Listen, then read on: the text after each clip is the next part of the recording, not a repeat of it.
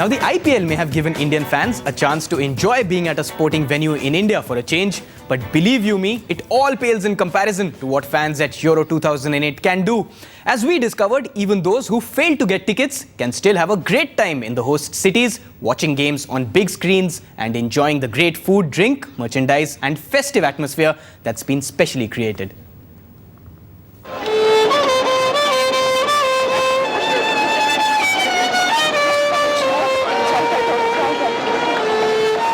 Basel, Switzerland's cultural capital. The city of museums, heritage sites, music and carnivals is known for the relaxed and quiet atmosphere it offers to the locals and tourists. But now, the city is grappling with a cultural invasion of sorts. Hundreds of thousands of boisterous football fans streaming in with their painted faces, colourful flags and unquenchable thirst for beer.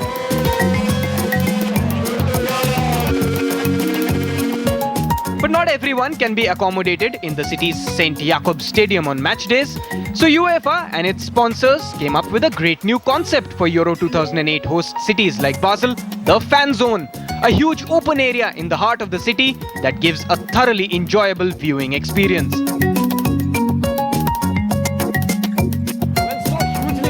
Has the concept been in Austria and Switzerland that fan zones like this one in Basel have attracted thousands of fans who wanted to make the most of the Euro experience despite not getting a ticket.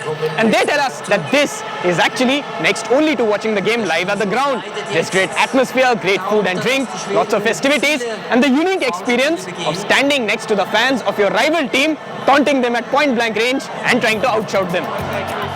It's a bit like an open-air cinema hall really, complete with a variety of snacks. And the best part is, you don't need to pay anything to get into the venue. Well, actually there is different foods and the colors, everybody in red and yellow.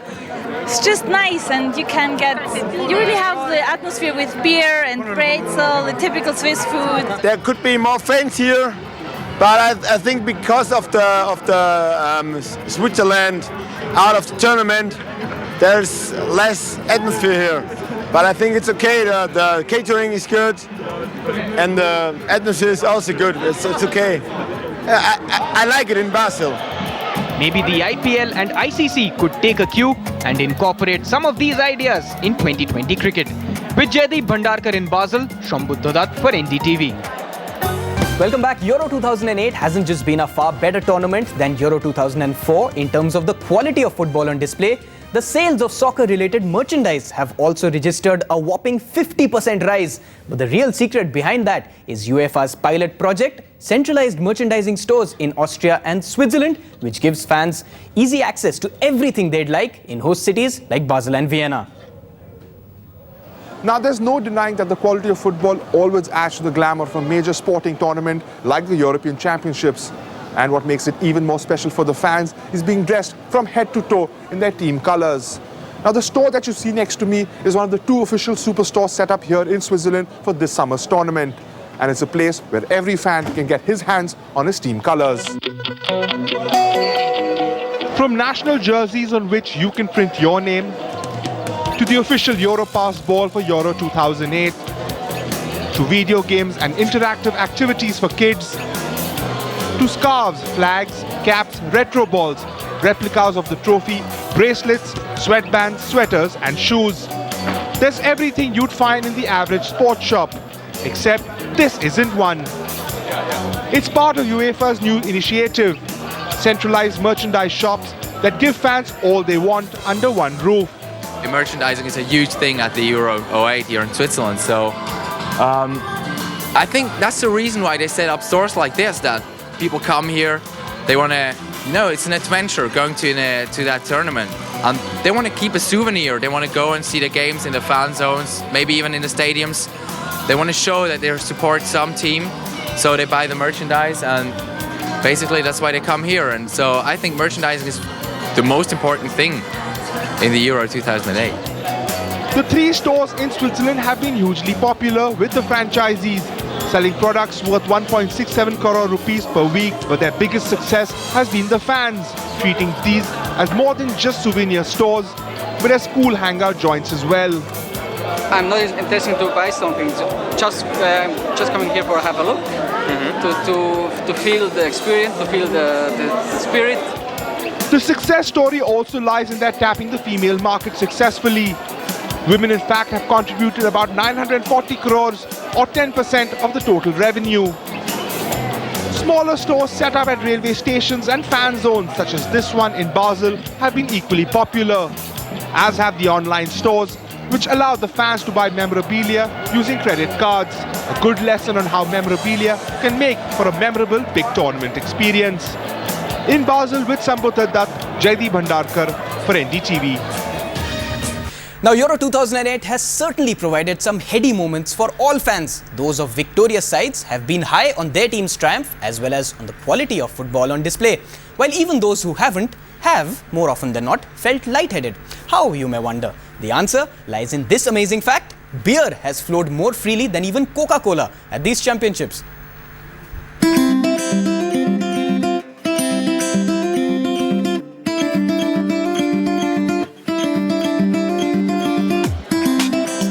For the fans at Euro 2008, no matter who wins on the field, this sparkling liquid has always been the clear winner in the beverage race. Well, we see a two-digit percentage increase in volume when it comes to a big event like European Championship. We had big numbers last time, which was about 25%, and we certainly hope to reach the same level next time, and that is certainly our ambition. Amazingly, there have been hardly any incidents of rowdy behavior, even when 60,000 people have drunk copious amounts of beer at a time in packed stadia and fan zones. In fact, a staggering 245,000 litres of beer were drunk in the city of Basel when it hosted the first semi-final on Wednesday night without provoking any untoward incident. There's been a lot of talks about that people or fans get very rowdy when they get a drink. I think on the contrary, it's sometimes actually the opposite, where people get a little bit upset when they can't get a drink. So instead of then they'll start drinking somewhere else, at home or something else. Here, when they're all together in a big party, we've seen a very, very positive attitude. For the fans, the beer is as integral a part of Euro 2008 as the football. We're here at Feldschlossen Brewery, a 130-year-old institution that's the biggest and the best in the whole region. So let's find out what special arrangements they had to make to provide the beer for all the fans across all stadia and venues in Switzerland and Austria.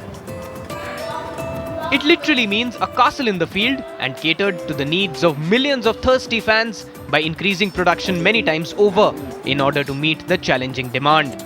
Yes, we have started in February 2008 to start the beer for the Euro 08 for Switzerland as well for Austria.